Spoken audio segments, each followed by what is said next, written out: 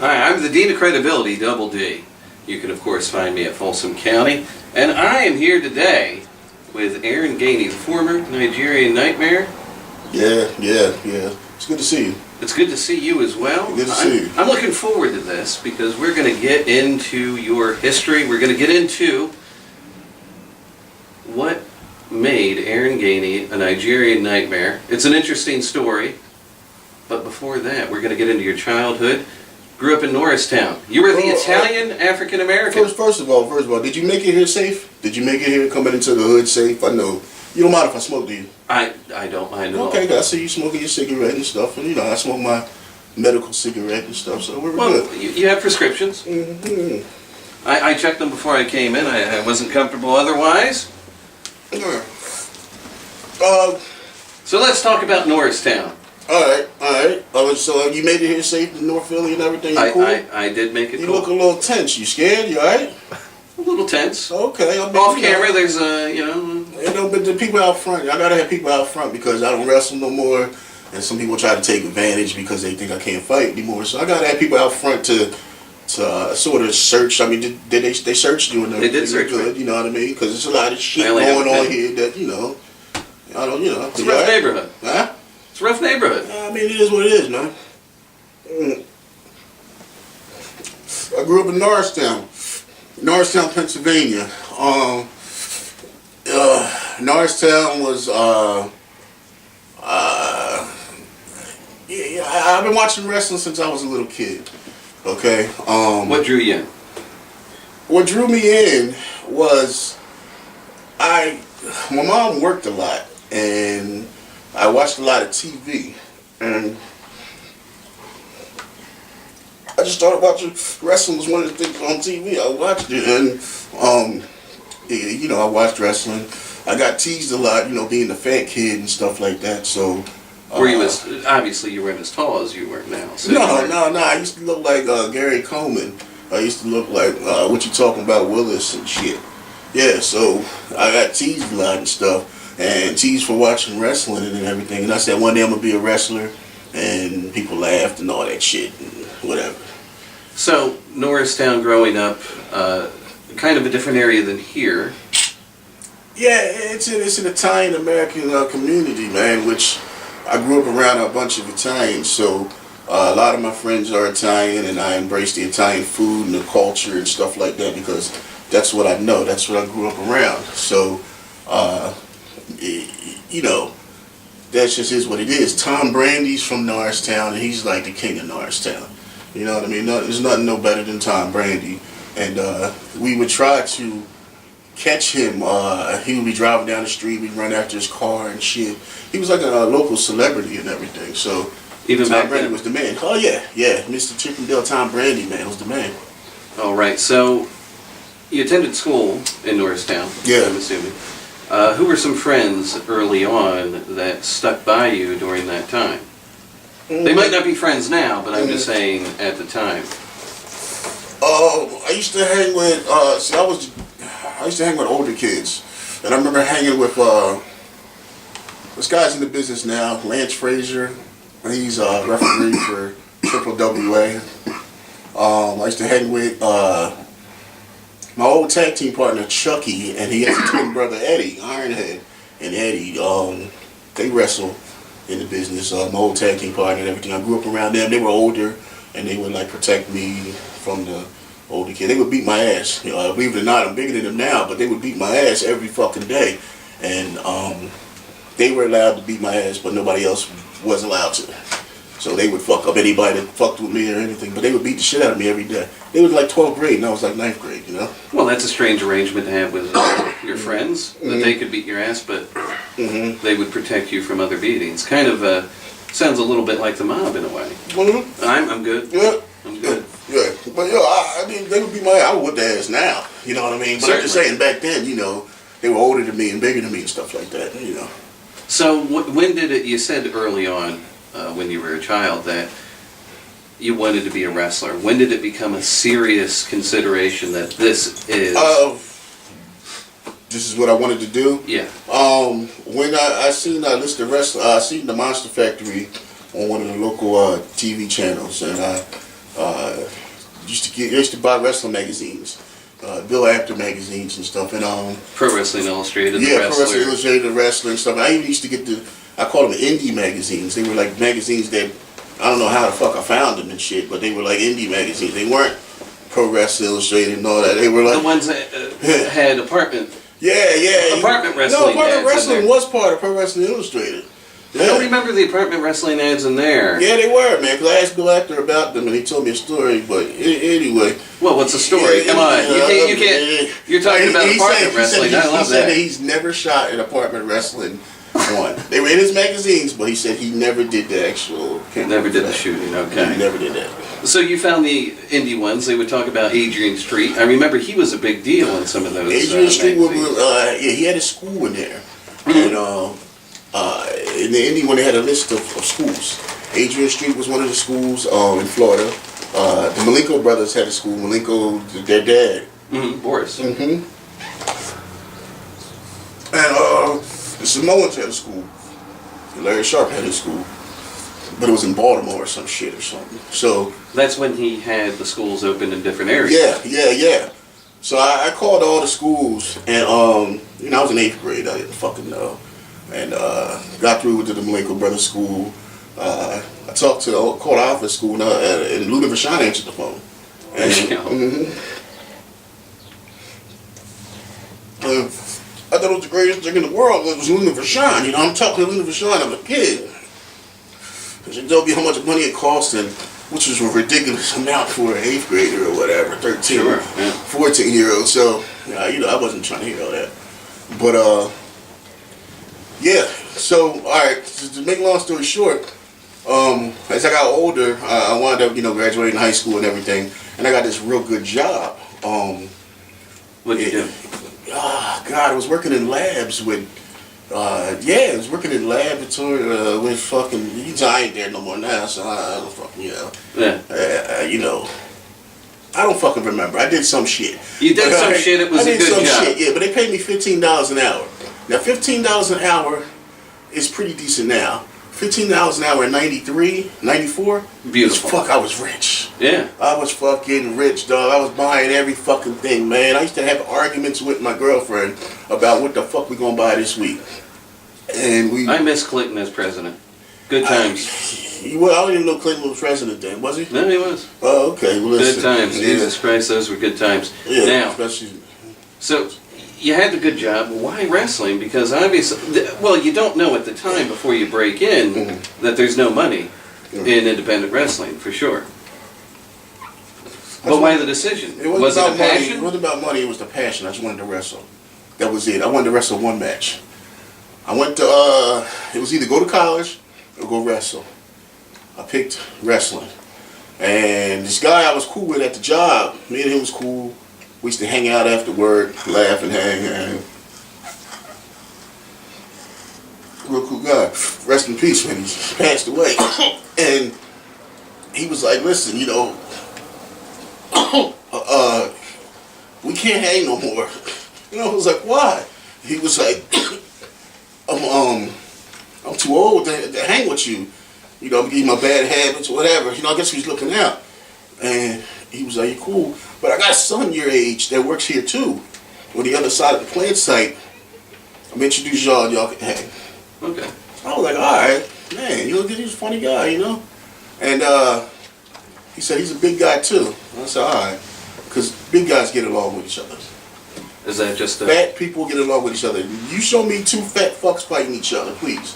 You never see a fat motherfucker say, "You know what? I can't stand that fat motherfucker. I'm gonna whip his ass." But you don't see it. Fat guys like each other. Fat guys know each other. It's like the brotherhood. It's a brotherhood Yeah. of fat people. Of fat people. Fat guys just generally get along with each other for some reason, and that's just what it is. And we all know each other. Anyway, You know the struggles. You know the struggles and everything, but you know what? It's a hidden hate though, because I think fat people look up to me, but I also think that they fucking don't like me too. And I tell you why. It's a hidden jealousy, because fat guys always think that they can get what another fat guy got. They like, I can do, you know what I'm saying? Fat guys are real insecure, and they got some fucking issues in their head. See, I've always been fat, so I don't give a fuck. This is all I know. So when a fat guy see another fat guy do good, they like, that's what's up. motherfucker. You know what I mean? They want to be the king of the... I'm the king of the fat people. Okay? You know what I'm saying? I lived a regular life. Listen, out of the women I've had in my life, I've done very well for a fat fuck. Very well. And the thing is, not Slayer well, but I'm just saying, you know, I'm just saying I've done very well. So, it's bottom line is, his son is fat, was a fat fuck. And I looked at his son, and I said, hey, you're a fat fuck. And he said, you're a fat fuck. I said, yo, you big enough to wrestle. He said, so are you. You want to wrestle? He said, yeah. I said, you want to wrestle? Yeah. And that was it. It was Brister. It was Dr. Ruthless. That's what I was about to ask. I was about to say, is the fat fuck you're talking about Dr. Ruthless? No offense, Dr. Ruthless. Listen, and the thing is, if he wasn't a fat fuck, we wouldn't even be friends with him. There's nothing to talk about. And you know what I mean? So why the Monster Factory? Why did it come down to you had AFA fairly close. You had other schools. Well, me and Ruthless talked, and we said, you know, he said, well, find a school, you know, we can go to. So I was like, all right. So we was this close to going to the ECW school. I talked to Todd Gordon. Yeah, that's around that same time. Set up. Yeah, ECW had a school. They was going to charge us $3,500, and we were going to be trained by the pit bulls. I said, me and Ruthless work second shift, so do you have morning classes? He was like, whatever time you want to come, we'll do it for you. I said, that's great, which means they probably didn't have any students, you know. They wanted a quick seven grand. So I said, all right, that's cool. So we was gonna go, and then the Monster Factory just popped up in my head, and I found out that the pit bulls had trained at the Monster Factory. So my theory was, why don't we just go right to the fucking root? Exactly. Have Larry Sharp train us instead of the guys that Larry Sharp train us. And I didn't know that Larry Sharp wasn't. I thought in my mind that Larry Sharp was going to be in the ring training. You know what I'm saying? So, but, and that was it. So I called the Monster Factory, and Larry answered the phone, which shocked the shit out of me because I'm always thinking people got assistants answering the phone or whatever, you know. And he said, how much do you have? I said, we ain't got shit on us now, but we got a decent job. He said, all right, we can make a payment. Come up for a tryout. Me and Rufus went up there and did our tryout. He said, you guys are not athletes, but I can make you wrestlers. Cool. That was it. Before I get to the next question, Larry Sharp, were you aware of who he was in the business before you got involved? Let me tell you, I looked up. Yes, all fat guys like Bam Bam Bigelow.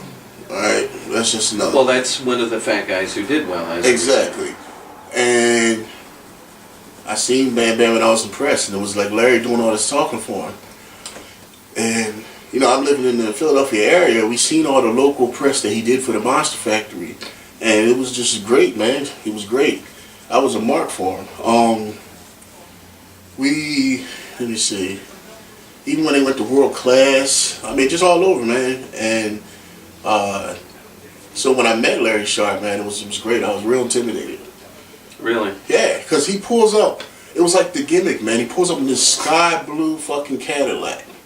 And he fucking gets out. It's like a slow motion. His fucking hair is just flowing. His blonde hair. And he got these sunglasses on. And he's fucking walking. And I said the dumbest thing. I said, are you Larry Sharp? Yeah. And I was like, oh, man. And we walked in. And I marked out, man. I said, hey, when was the last time you talked to Bam Bam? He said, the last time I talked to him was the last time I seen him. I said, okay. And I didn't know what the fuck that meant, you know what I mean? I didn't know if I didn't know that they had heat, you know, I just didn't know, so.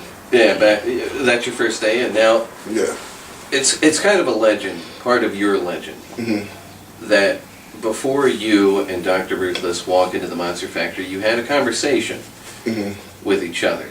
You said there's not going to be any dancing, and we're not going to do a Kamala-like gimmick. Yeah. Is that true? Yeah. We had a conversation at work, and we was like, listen, when we do our gimmick, man, we got to come up with a gimmick. So you were already training by this point? Yeah, we was training.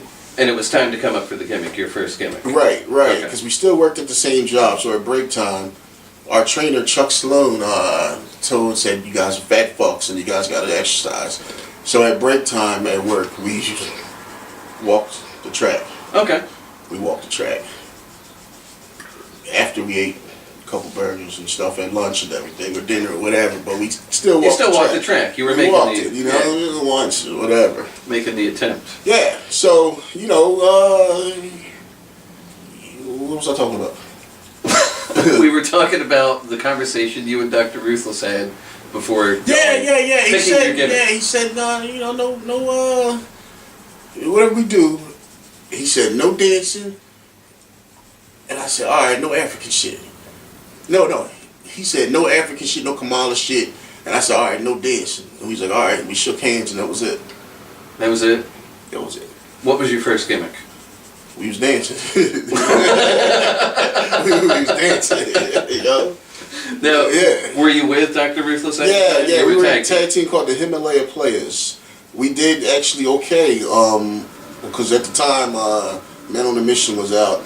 So we got compared to them, and we were booked a lot of places because we were bigger than everybody, and we did okay. Our first match was with Dennis Caruso's NWA. The North Jersey.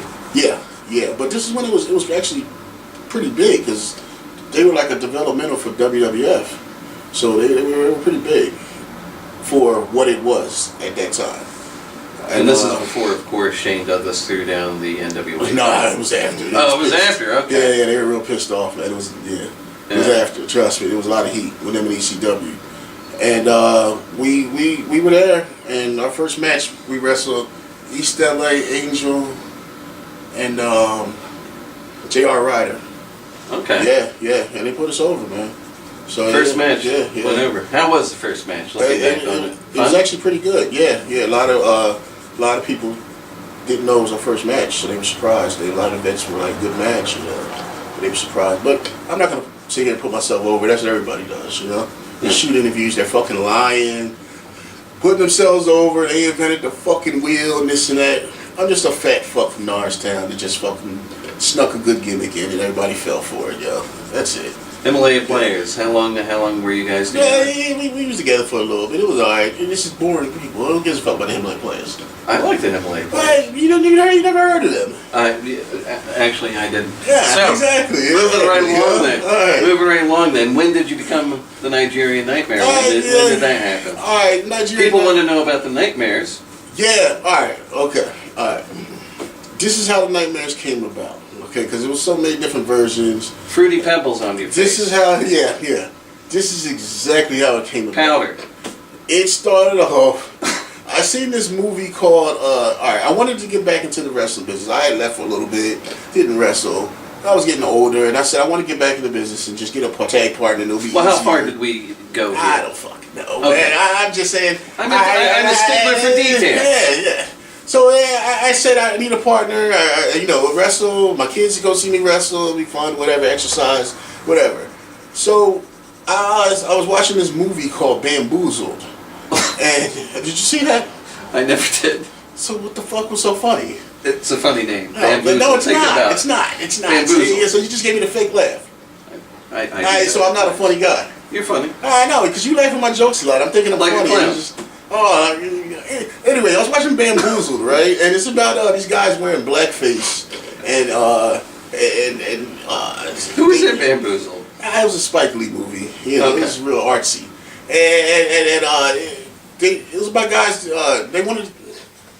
It was a good fucking movie. I Googled the shit. Anyway, they was wearing blackface, and that white people wound up liking it, and everybody liked it, and blackface became fucking famous and shit, and it was funny because it was real racist shit, and how real racist shit just made it and it became big.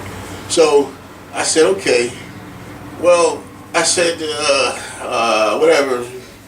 I found a partner, and was this Chucky at the time? Chucky, yeah. I found a partner, and we was gonna come up with two gimmicks. I said we can either come out as two fat pretty boys or we'll come out as two Kamalas. I said if we do the two Kamalas, we'll get a lot of work. We do two fat pretty boys, we'll have a lot of fun. What do you want to do? Because I don't give a fuck. So we came with the two fat Kamalas and shit, And we had to fucking say, oh God, we gotta take our shirts off, which was a big deal for me at the time. So, alright, we took our shirts off. We did 2 Kamalas. And we did, Dino Santa from Triple WA. Okay. He put us on and gave us our first break and gave us our matches and stuff. But I gotta rewind. You're the one who fast forwarded. Rewind. Let's rewind. The most influential guy that helped me out in this business today is a guy named Russ Montalbano. I know you guys never heard of him. He wrestled as Russ Money years ago. I went to high school with him, but I didn't know him like that. And I found out he was a wrestler, and I actually saw him on TV on Sports Channel America for IWCCW, Savaldi's. Because he used to job in there for Taz and all that, Tommy Dream and all that. And I went to him. His dad owned a gas station. And I didn't even know the guy like that, but I went to him. He was working there, and I said, listen, I want to get into the wrestling business. What should I do? And every Saturday for at least 4 hours, man, I would go over to his gas station, and he would tell me how the business is, tell me what the fuck I'm going to expect. He fucking told me everything, which wrestlers was what, how was what, and he made the business so easier for me just by taking time out and having these conversations with me. I owe my career to him. He's the one that told me to go to a wrestling school with respect. He's the one that actually told me to go to the Monster Factory, because why go to the people that train to train? Yeah, he gave me that theory. And I'm telling you, Russ Money, I seen him not too long ago, and I thanked him, man, because I'm telling you, everything he told me was what the fuck happened, how the business is, every fucking thing. So you have this conversation a series of conversations with Russ Money. Yeah. And he's telling you how the business is. Mm-hmm. Obviously he's not bullshitting you. He's telling you straight from why did you still get involved? Because it's a dirty business, quite frankly. This is all I know. And anybody that knows me knows that this is all I know. Wrestling, this is it. It's interesting because that you say that. We come in and you're watching WWE Network every fucking day. My kids, my girl, my homies, we all just wrestling. Listen, I only deal with people unless I call it WWE. WWE is my 3 addictions, and if you don't have at least one of those, I don't fuck with you. There's no reason to talk to you. WWE stands for women. The other W is wrestling, and the E is eating. If it has nothing to do with any of the 3, there's no reason why I should fuck with you. That's right. There's no reason. Women wrestling is the reason that we're all sitting in this fucking living room right now. It's one of the motherfucking things, at least. You know what I'm saying? Because, come on, man. If we wasn't wrestling, do you think I'd fucking know you? Or you Probably know me? not. Exactly. Probably not. I could see you at a fucking buffet eating, whatever. That's nothing. Women? No. It ain't women. So what I'm saying is, it's one of the 3 wrestling bonds. has a bond that a lot of people. There is a bond, whether you're in it, whether you're a fan, whatever your role is in wrestling, there's a bond that is universal, I think, that people can attach to. Mm-hmm. You agree with that? Or did I get too deep? I don't know what the fuck you just said, man. Well, there you go. I don't know what the fuck you just said, man. As soon as you said bond and stuff, that's when I just started blacking out and stuff. Yeah, man, brotherhood. That's what I was getting to. That's it. So, Russ Money's the guy. Let's get back to the Nigerian Nightmares. All right. How did you develop the gimmick as far as you did with pre-match rituals and with I got couples? a fucked up sense of humor, man. So once we started going places, they started on the internet saying that it was a racist gimmick, and it was like the worst fucking thing in the world. Did you ever feel that way? Yeah, that's why I did it. So I just started doing the most racist shit ever, and just the most demeaning, fucked up shit, and it worked. People were I was getting booked everywhere. Places I would have had to pay to walk in the locker room. I'm walking in the locker room like it's not a problem. I'm getting booked. We got overbooked. People just kept booking. I had to turn down bookings, and it's because we did the dumbass racist shit, which is kind of fucked up because when I was, all good Aaron Hood, I was a black guy wrestling. I was a pretty good wrestler. You know, I was able to do moves and do air. You know, I was a pretty good wrestler. Never got recognized until I said, you know what, I'm going to demean myself and make people think this is what Nigerians look like, which they fucking don't. And them dumb motherfuckers actually believed that I was Nigerian too. You know how many Nigerian friends I got now? You know? How many people stopped us on the street? Yeah, we got stopped on the street because they seen us in the Nigerian wrestling. Wrestling's They real have a big. paper. It's huge in but it's Nigeria. real big. It's normal. It's like the news. It's like, you know, it's normal. And yeah, man. So people, they believed. Everybody just believed that this shit. I just think it's fucking funny. So I just, you know, Nigerians speak English. Yeah, proper English, good fucking English too. But I believe 70% of the country speaks English. Yeah, well, whatever, man. Where you get that stat from? Wikipedia. Yeah. I did. No, I looked it up because one time, the first time I had you on HIC Talk Radio, I actually looked up the stats because we were going to talk to the translator for the Nigerian Nightmares, Aaron Gainey. Well, this was before you came out with "We're just Aaron, we're just Chucky. Fuck it, this is who we are," which we'll get into that story later. Which I was on Niggapedia, and I heard it was 90%. So let's just get that right, okay? 70%. Yeah. Whatever the case may be, Aaron. What was the extra loud laugh for with the nigga? The laugh was a little high pitched, man. Where did that come from? Sometimes it happens. I get a little, you know.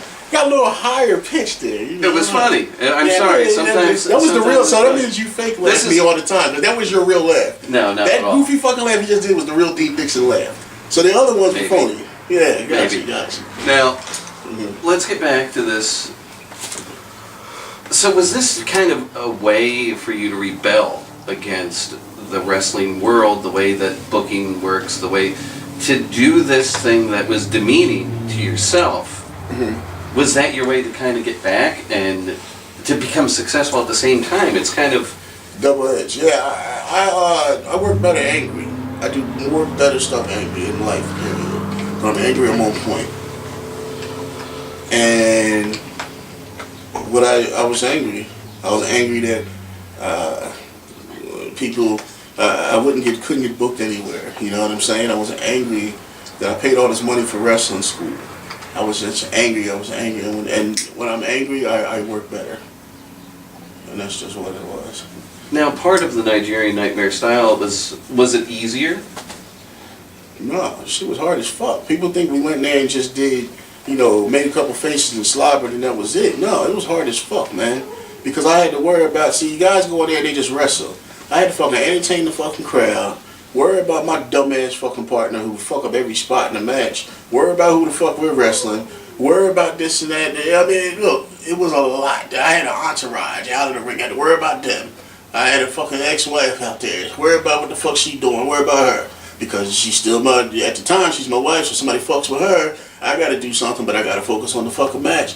There's a lot of shit going on, you know what I'm saying? Had to add extra shit, rituals, and add this, and add that. I didn't just go out there and just wrestled and slobbered around and put a pressure point on. And we had to do all this crazy high-flying shit just to get noticed. So Dumbo drops, things of that nature. Yeah. Which fucking hurt me more than anything. That shit hurts. Let's talk about the genesis of the Dumbo drop, how it come up. How'd you come up with that? Because that's... I was just thinking moves just what would look fucked up, you know? Thinking moves that would just really look fucked up and fucking crazy. And I think I suplexed Chuck. We started doing it where I would just suplex Chuck onto somebody. And I would just suplex Chuck onto somebody. And Chuck kept fucking sandbagging me and shit because he doesn't jump. You know what I'm saying? So I got tired of doing it. I said, Chuck, why don't you suplex me? So he suplexes me. Okay, so it was working out. So I was like, Chuck, you know, let's try a superplex. Let's see how that goes. And that's how it went. And we did it, New York, FTW. I forgot who the guys were wrestling. I told them this is the finish, and I said, listen, we done this move 100 times, man. 100 times. You're not going to get hurt. I swear to you, you'll be fine. We did it. It was our first time. It's hard to talk to these guys and taking these moves, you know? And he took it and it worked out fine. Yeah. And he didn't get hurt. And he was like, yeah, okay, it was cool, thanks, yeah. And then about 2 years later, I saw him and I told him that was our first time and we laughed about the shit. I forgot the guy's name. VSK or his other partner. Oh, no kidding, VSK. Or the other guy. because we wrestled. I don't know. Go ahead. But it looks absolutely devastating. So if you were looking for a visual move that really, and that was the signature for so long. Yeah, and it doesn't really hurt anybody. See, the thing is, a good wrestler is a good magician, and you got to fool the audience and fool everybody into thinking that you're really killing somebody. And we would fool workers. You know, we would work workers. Workers were scared to wrestle us because they thought we were killing people, and they were surprised in the ring while we're hitting them. They're like, "Wow, this doesn't hurt." That's what you call a good wrestler. Not somebody that's just, just stiff all the time, you know what I'm saying? Mix that shit up. Let's go back to the Monster Factory just for a minute. Mm-hmm. Who were some guys that you trained with at the time? At the Monster Factory? At the Monster Factory. I know I'm going back. We're kind of jumping around, but this is a conversation. I was there. The Big Show he just left. So he was there. Okay. There were people saying he wasn't there. That's bullshit. He was there. Because it was a lot. There's pictures with Larry. Right. But I'm just saying, he was there.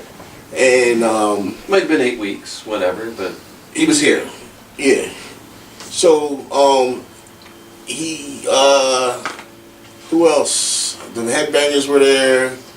And you were training with these guys. Yeah. Okay. Yeah. Jake Bishop. Was Tank there at the time? Or Tank came a little bit later on? Who's Tank? Tank Tolan. John. Oh, he came afterwards. Okay. That's him and Gainey Cage, and then they came after us. Luis. They were all after us. They were a further class, but Jake Bishop was with you, and that's Yeah. Okay. And that's where I met Jake Bishop. Yeah. So yeah, it was I'm trying to remember Patch. Wow, Patch was there. Balls Mahoney was there, but he was Abdullah Singh. He was the top guy. Yeah. Yeah, there was just a lot of guys there. A lot of them. They were Anybody that you stayed close with through the years? You Chuck and Jake Sloan, are still talking. me and Jake. Me and Jake is the type of friends that we don't have to see each other every day. We ain't gotta talk to each other every day.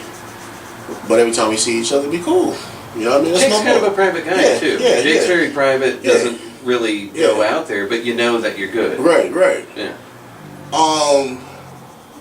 Chuck Sloan, I talked to him on Facebook a lot. He was my trainer, man. He's the guy that trained me.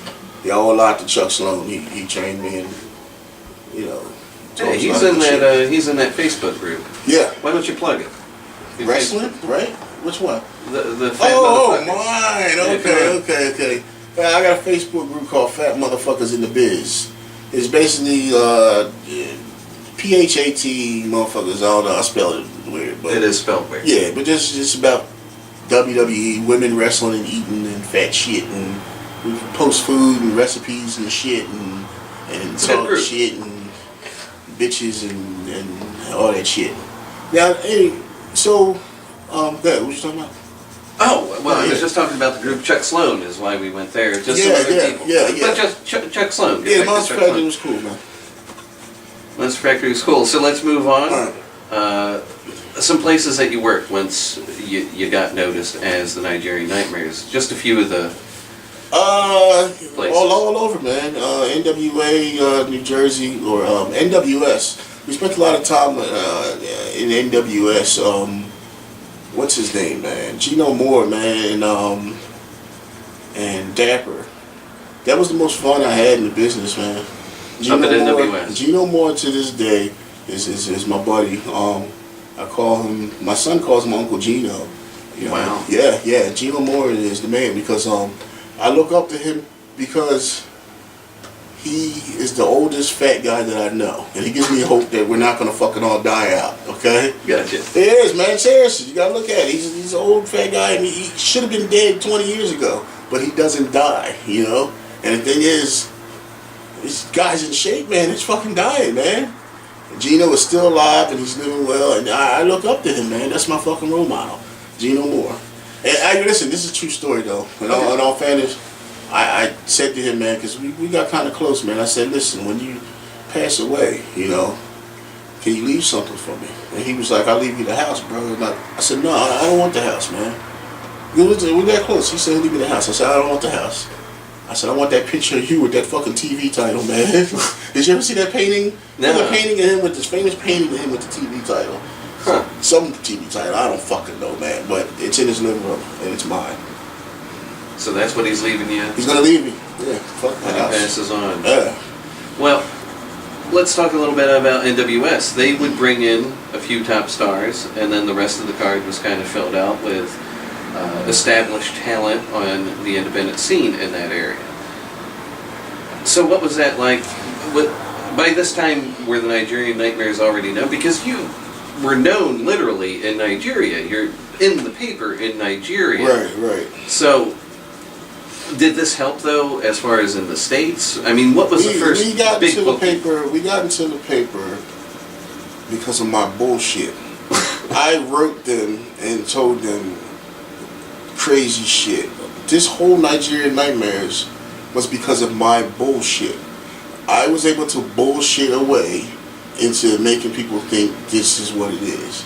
And I bullshitted my way into bookings. It's all bullshit. And the thing is, I compare wrestling into talking to trying to pull a chick. When you're trying to pull a chick, you have to convince this girl that you are worthy enough to have her put her fucking mouth on your nasty ass penis where you piss at. Your fucking balls, everything. They do this demeaning shit, right? On your nasty ass. And you gotta talk this girl into doing that shit. That's how I compare it to wrestling. You gotta talk that audience and thinking they're the shit, man. Everybody. And we wasn't this shit, but we said, hey, we pulled it the fuck off because of my bullshit. You know what I'm saying? My partner couldn't wrestle worth a fucking dime. He couldn't wrestle at all. He was horrible. Nobody knew because You did cover it up. I would tell him what to do and tell him what moves to do, what not to do, and whatever around his bullshit. But if you watch it now, and I told you, I did, you know, he got real good at the end. At the end of the run, he did. But it's just the business is just opportunity and bullshit. That's it, man. You're at the right place, the right time. You're full of shit too. You are. That's why I like you. I think we're cool because I think that you're bullshit. I think Matt Tremont's fucking bullshit too. Because what we did was we got something, right? I'm And offended. you just fucking ran with it and you made people think. I know people that are fucking scared to death of Matt Tremont. They think that he's not saying he's not a tough guy because he is. But they think he's a fucking killer.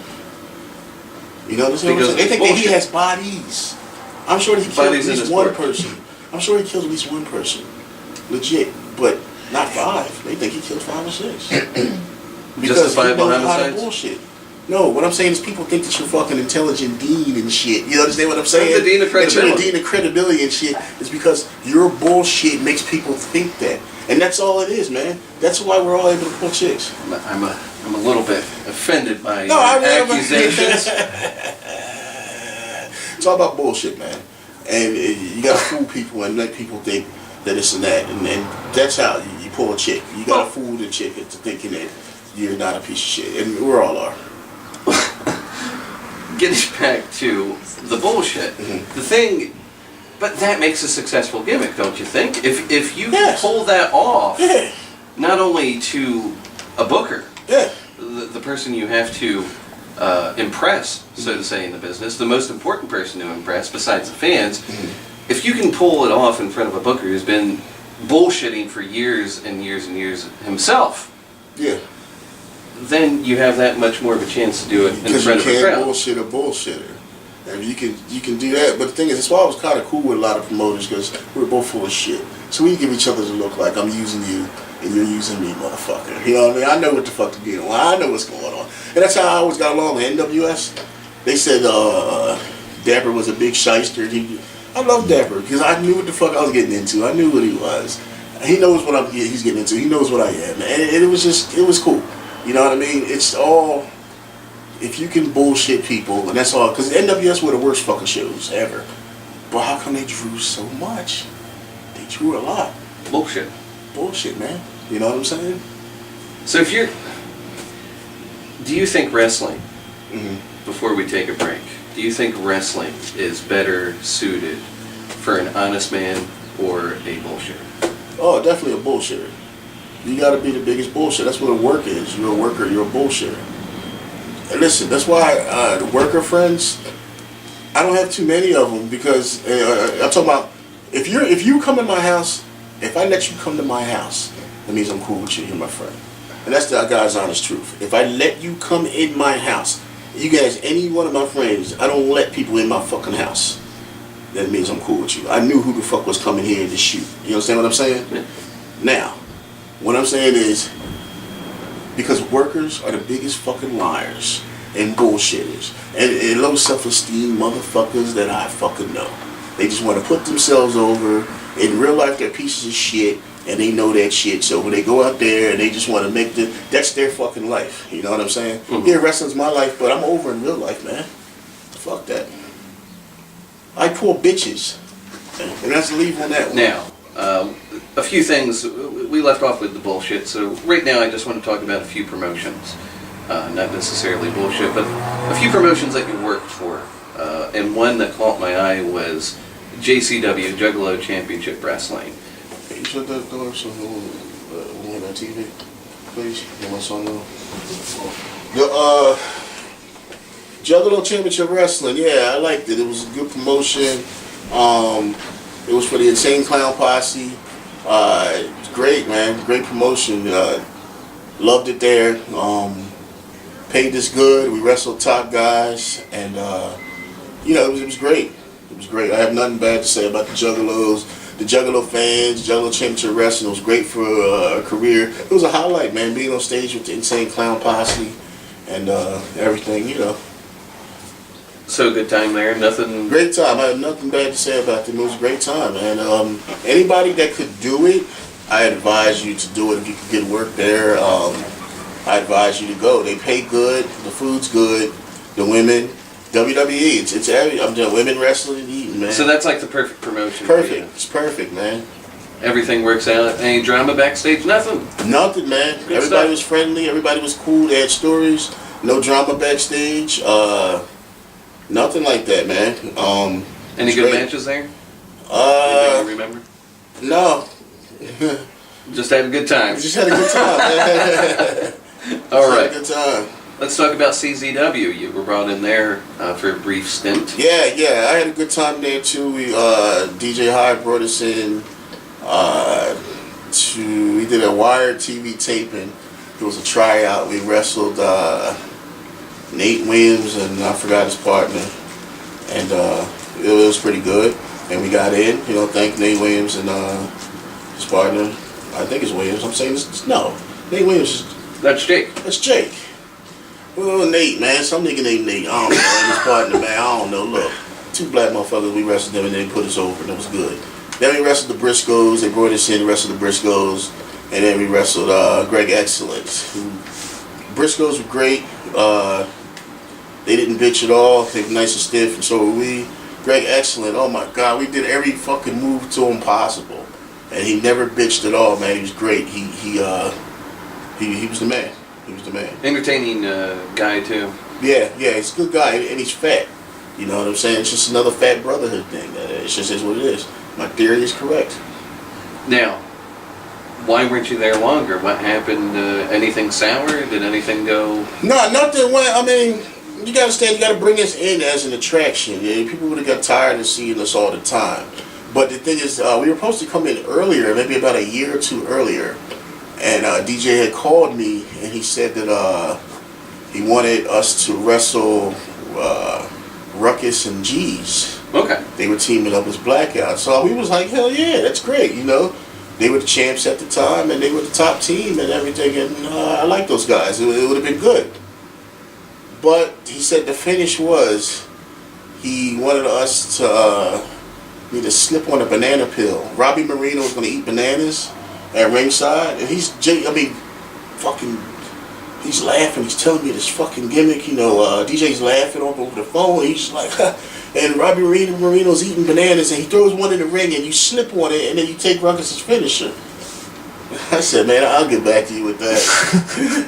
Hey, man, I didn't do it because we would never be able to wrestle there again if we would have fucking lost to that. Not against Ruckus and Sabian, shit. We would have fucking wrestled them all and did jobs with them hundreds of times all night.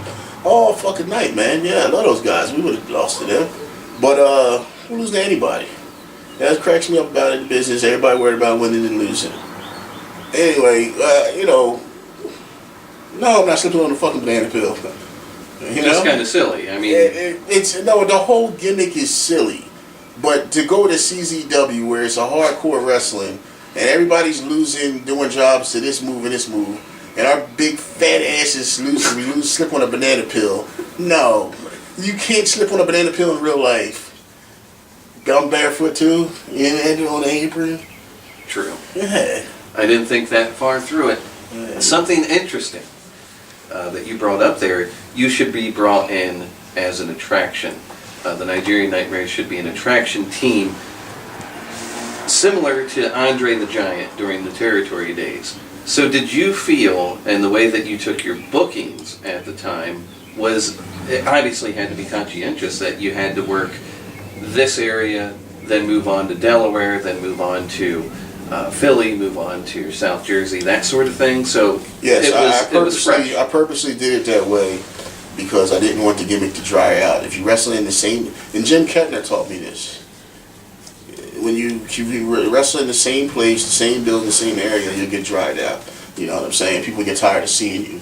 So I wouldn't wrestle in the same area of the state or 2 leagues in the same area. I wouldn't do it. I would make sure I pick my bookings carefully.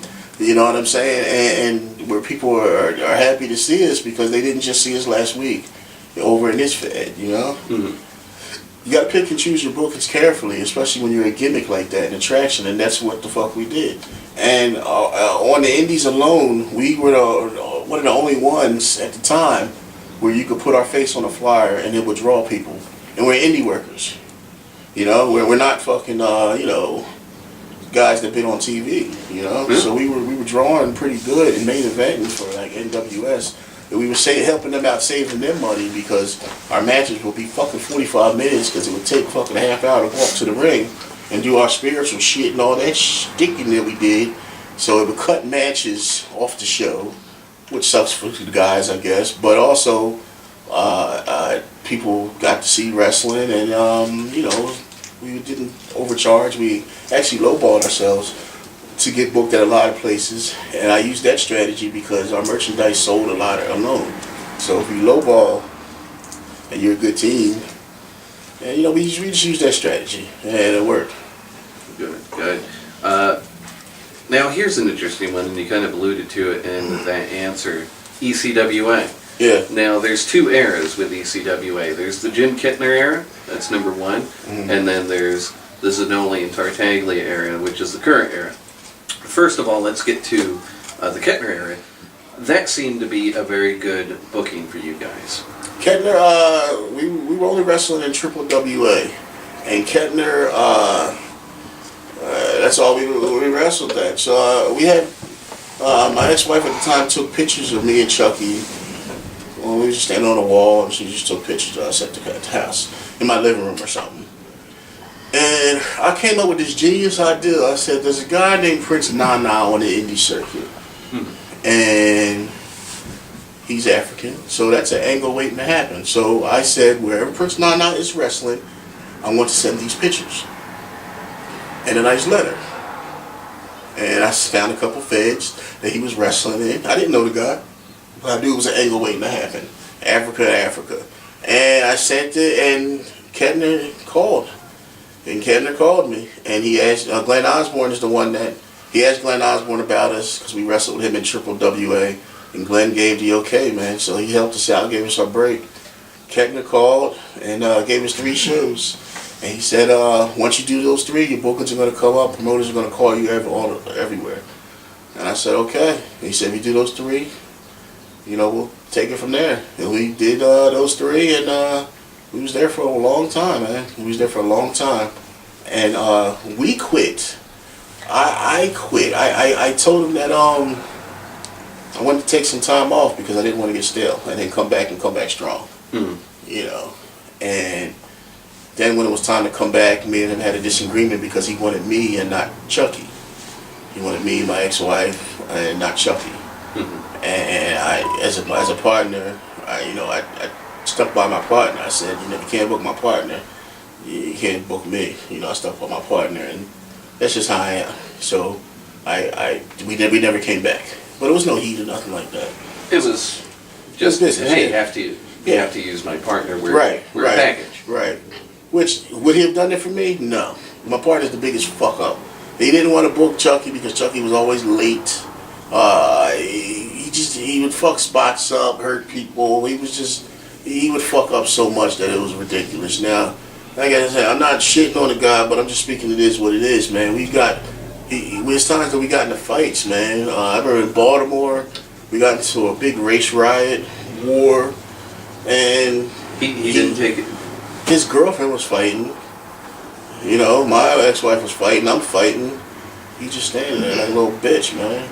You know what I'm saying? It's a couple of times I was in situations where I'm fighting, and he wasn't doing shit, man. You know, that's just how he was, man. And I think that was fucked up because I would beat the fuck out of somebody for him. But, you know, he would just stand there like a little bitch or sit there or whatever, you know? And there's more personal stuff. Yeah, man. He's fucked up, man. Have you talked to him? Because No, I haven't talked to him. It's cool. I mean, you let bygones be bygones, but it's just the fact that, you know, it just sometimes it hurts because you do a lot for somebody, and at the end of the day, they're very ungrateful and just say fuck you when you need them. You know, it was time that he lived in my house, man. Mm-hmm. You know, I had him, his girl, their kids. They stayed in my house. Excuse me. They stayed in my house, and when it was time that I needed a place to stay one time, it didn't happen. You know what I'm saying? He wasn't even offered to lay on his couch. You know what I'm saying? So yeah. I take that shit personal, but Well, it is what as it you is. Yeah. But it is what it is. I've talked to you before about this, and you know, I was real angry at the time, but I'm at a point where I'm not even angry about it no more because I knew he was a bitch when I met him. So that's my fault for dealing with him, you know? There you go. Do you regret not going on a singles career when No, Kettner gave it to you? No, not at all. They was pushing me too, man. They put me over on Osborne. He didn't do jobs in ECWA like that at that time. And they were pushing me, man. But,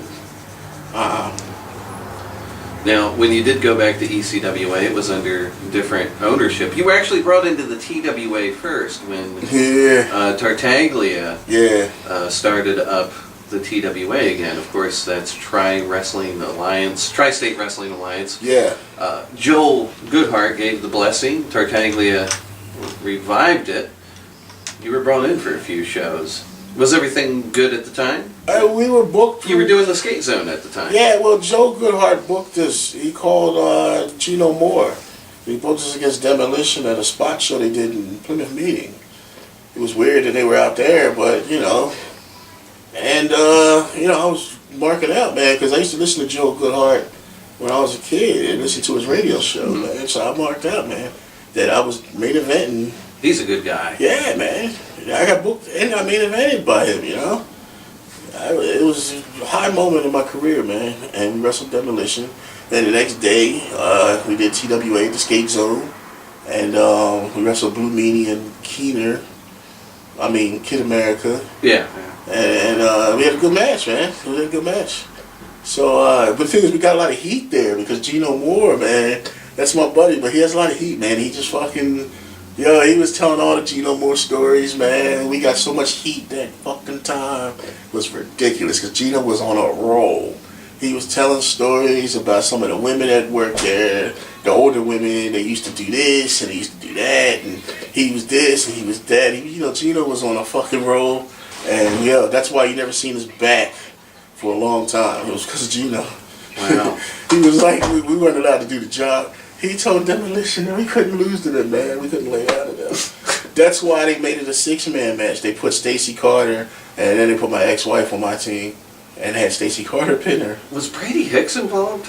Yeah. Somehow, someway, Brady Hicks was involved. That big? Yeah. He's always thinking of somewhere.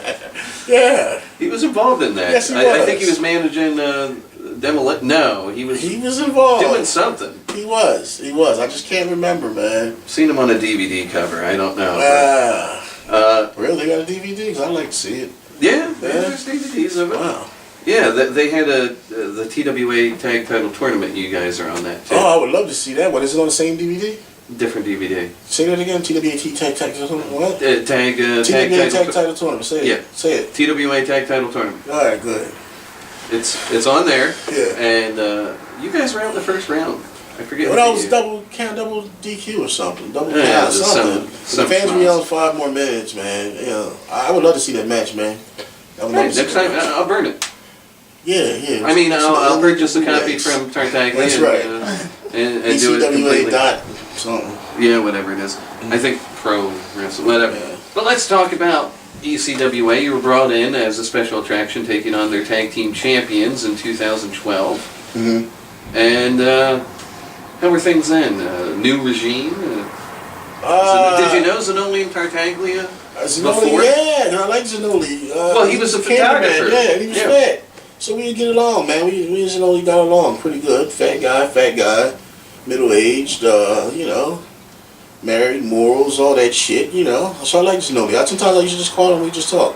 Because we were just both fat. But this was before the power came. And then when the power came, Yeah. the conversations come a little less and stuff like that. Definitely. But he's a nice guy. He has good intentions. I'm not going to shit on him. You want me to shit on him? No, not at all. Yes, you Now do. let's move Yes, along. you do. Yeah. Move along the Fuck cake Joe up. Zanoli. He loves when I say that. Fuck Joe Zanoli. He loves that. Moving farther along, Yeah. you guys are brought back again. You had the match with the Midnight Sensations. Couldn't be good, yeah, You guys were just kind of a side. Right, because they did some angle there and stuff, because it was a last minute deal. Yeah. They needed a tag team, and somebody got hurt or some shit, so they put us in, and yeah. It was just But kind it of. was different, man. It was different. The audience was different. The field was different. It was just different. Well, Kettner was very successful for a number of years in Delaware. Very underrated, man. Kettner is underrated as a fucking businessman in this business. I've learned so much by working with him those years, more than anything. He's very underrated as a very, very smart businessman.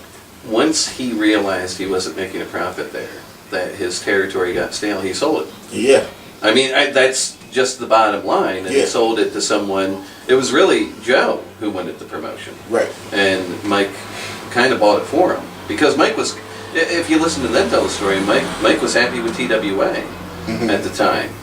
He only bought ECWA because Joe wanted the brand to live on. Now, you said things are different. When you come back at the K-Cup, was it even more different? Because this is, 11 months later, you guys come back. Yeah, it was different, man. That's the only thing I could really describe it. Not saying that it was, it was, okay, it was fucking worse, yeah. But not the workers. The workers were fine, man. Good talent pool. Yeah, good talent pool. So, nobody take offense to that shit, but it was just different. I don't know. I can't really point it out, but it's just two different products, two different things. Which one do I like better? I like the Kettner age better, of course. Yeah. Anything about Tartaglia? Did he ever rub you the wrong? He doesn't really talk to talent. He leaves it kind of on Joe. A lot of people don't like him, and he rubs people the wrong way. Did he ever rub me the wrong way? Not really. I don't remember talking to him too much. A little bit. So it was never a problem. Yeah. As long as you got paid, it was a. Yeah. Did you guys leave bad terms? I think so. We wrestled Apollyon and the K-Cup, right? Apollyon and Order of the Black. Order of the Black, yeah. And we were supposed to do a Dumbo drop. It wasn't even the finisher. We were supposed to do it, and they were supposed to move out of the way or some shit or something. Yeah. So we switched it and did something else, and then they matched because I felt that the ropes were loose. Oh, that ring is. Yeah, the ring was horrible. The ropes were loose. I'm not going to hurt myself. And I didn't feel real good at the time. And I wound up getting sick. I think I went to the hospital a little bit after that. About 2-3 weeks Yeah, later? yeah. And I did that, and They ended it with a boot to the face, I believe. Rex Lawless, that was his name. He gave you the running Yakuza kick, I guess you could call but it. that was the finish. The Yakuza kick. But that was supposed to be the finish. Really? So, yeah. The thing is, they wanted us to do the Dumbo drop, and then they move out of the way. You know what I mean? And then it sets up Which that is a finish. fucking hurting bump, okay? Oh, yeah. There's no body to lay on or anything like that. And that's a bad you know what I ring. mean? And I agreed to do it. Yes, it's a bad ring. I agreed to do it. But at the time, I'll call an audible if the ropes are fucking loose. Yeah. You got two big bodies going up there. I'm not going to hurt the guy. I'm worried about hurting the guy, too, Especially first and foremost, So, That's what happened. I heard they were upset about it or something. The referee acted like a little bitch. What was his name? Finnegan or Keener? No, Finnegan? Keener's cool. It was Finnegan. He acted like a little bitch, man. He did some bit. I can't remember, but it just didn't. It wasn't. Didn't gel right. Yeah, something I can't remember. Now you brought it up again. You did have some medical issues. Yeah. I think that could have been your last show before your issues. You might have had a Monster Factory show. Yeah. Before that. Yeah. But, No, I think that was the last match. And then I went into the hospital. I went into the What hospital. happened for people who don't know? What happened? Well, I started off as I had a boil on my inner thigh, a contusion, a boil. Mm-hmm. And I thought it was just some fat boy shit. You know, your thighs rub, you get a little brush. Fat boys get that shit. But it didn't go away. It stayed there. And it looked like it was just spreading. And it hurt. And it hurt to walk. And I couldn't walk. And it hurted real fucking bad. Real bad. How long were you dealing with it? Too long. It was like 3 days, maybe. Okay. And I just remember saying, I'm gonna go to the hospital if this shit, stays on another day. And what saved me was, God, what's his name? I'm gonna sit and remember his name too. Alright, okay, Frankie Stars. Okay, Frankie. Frankie Stars saved my life. Really? Frankie Stars. Yeah. I don't even think he even knows it. Frankie Stars writes on Facebook, so I can speak about this because he wrote it fucking publicly. He said, I'm quitting the business because I wound up having MRSA. He said, it started off as a little big bruise on my leg and it spread and I have MRSA, so I'm officially quitting the business. That's what he put at the time, okay? So I said, wow, maybe I got MRSA. This shit don't look too good. It sounds like what the fuck he got. And I went to the hospital that day. Was it MRSA? No. But if I didn't go that day, I could have fucking died.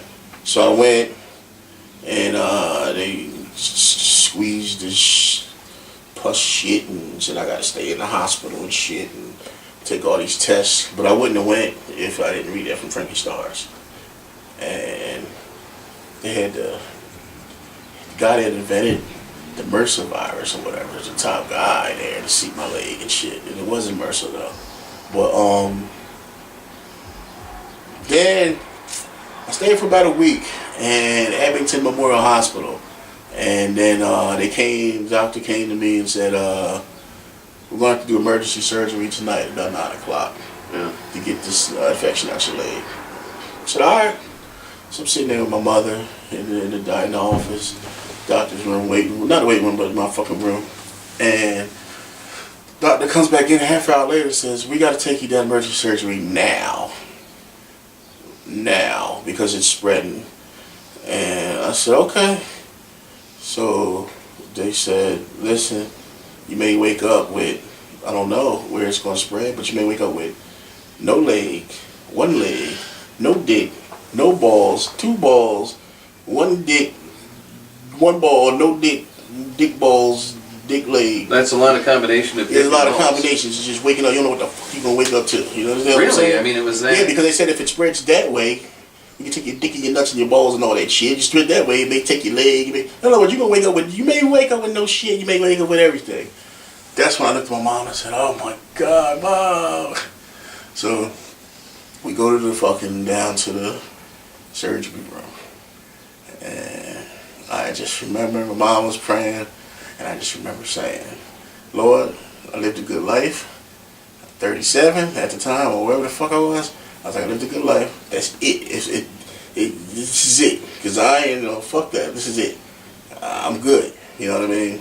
You made peace. Fuck yeah, that's it. I said, I'm not getting up from this. That's it.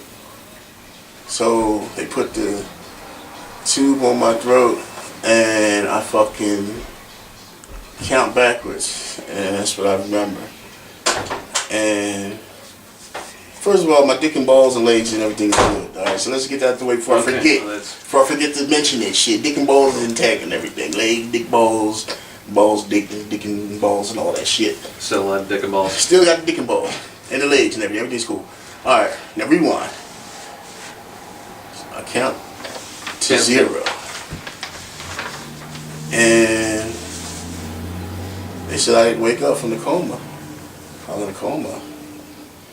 And I'm in that coma, and you're not asleep.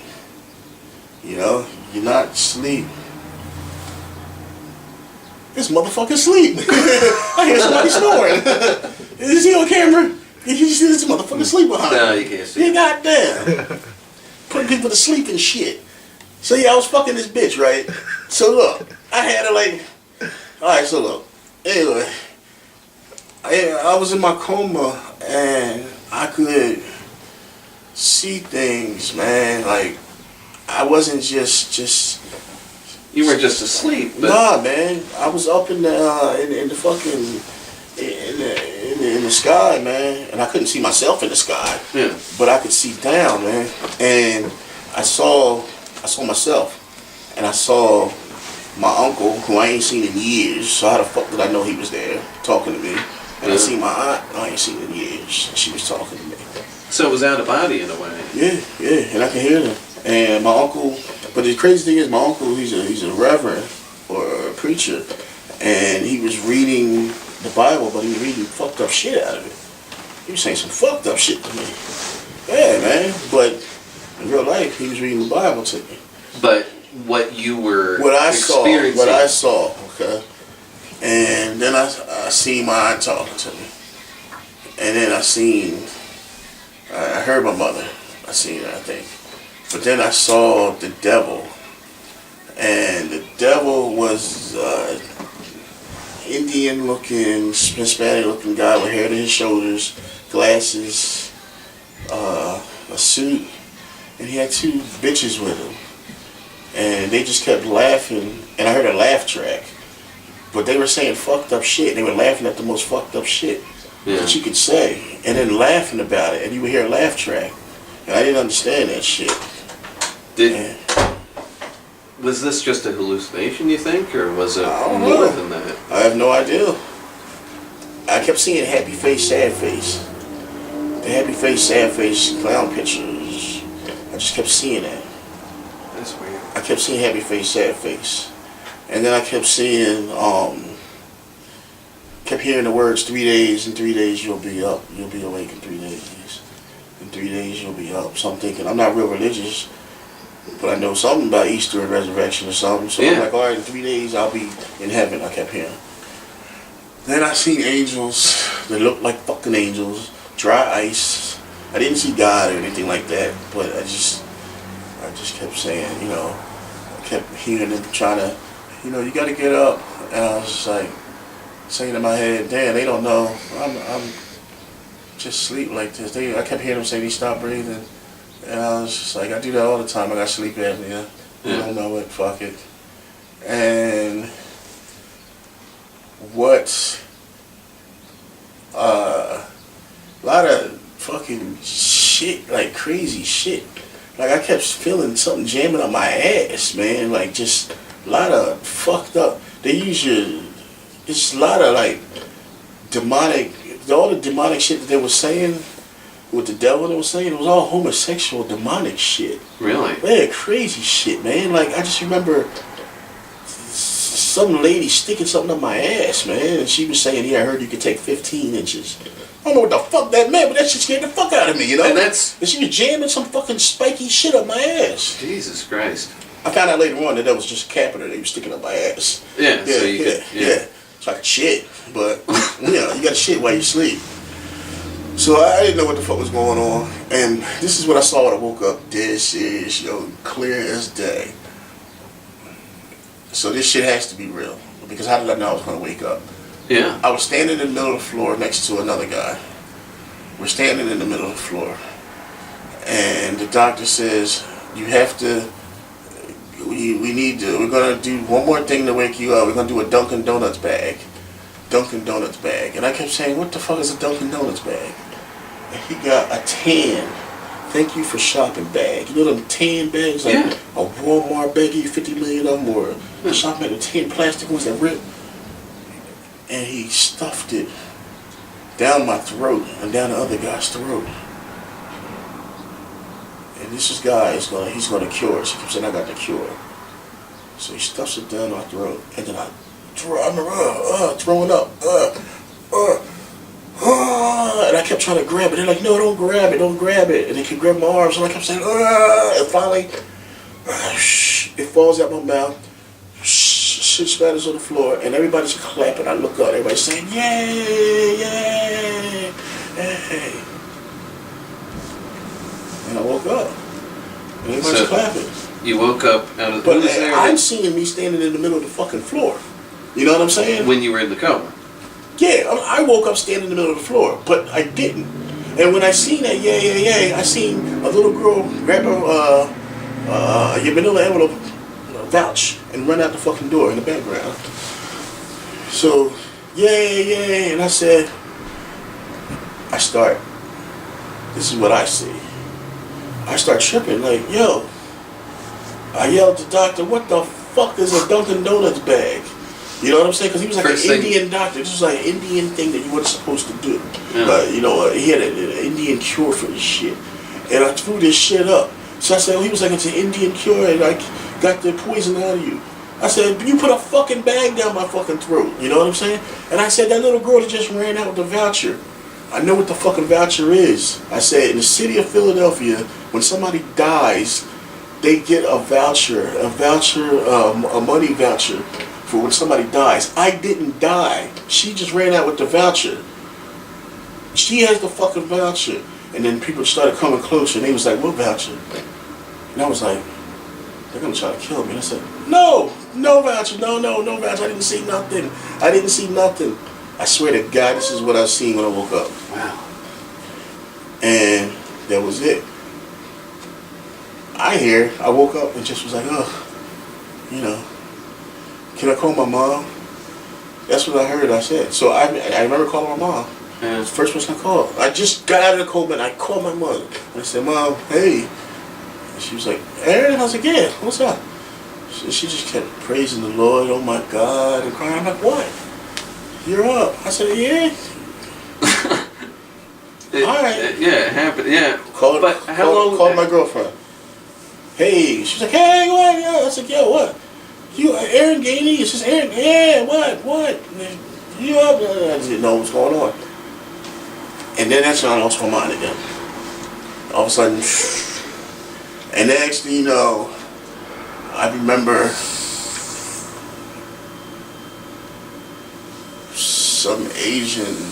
I remember wanting some water. An Asian woman wouldn't give me water, an Asian nurse. What I saw was me swinging on her, and she ducked and did some UFC fucking move on me and got me down. I swear to God, got me down. And then everybody came and they restrained me. They fucking taped my arms, my mouth, everything. I'm screaming, get the fuck off me, you can't do this, This is what I saw, man.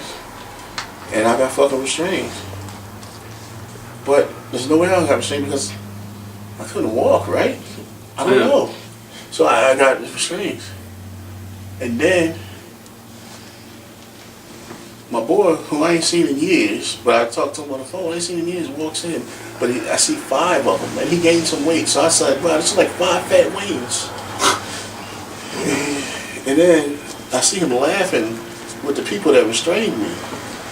So I was like, I'm going to have to fuck Wayne up. He's laughing with the people that restrained me, and it's 5 of them. And he told me, I just looked at him and said, don't restrain me, please, don't restrain me. And he was like, what? But I don't remember saying that. I just remember saying, I'm going to have to fuck this guy up. And I tried to get him to sneak me out the hospital because I was like, they're trying to kill me, sneak me out of here. And it was just crazy. But, how long were you out? How long was I out? In the coma. 2.5 weeks, man. 2.5 weeks. Now I remember reading updates on Facebook and everything during this whole time. I mean, it was a really serious situation to say the least. There were a lot of scares involved during that time. A lot of people didn't know if you were going to pull through. I didn't know, it was.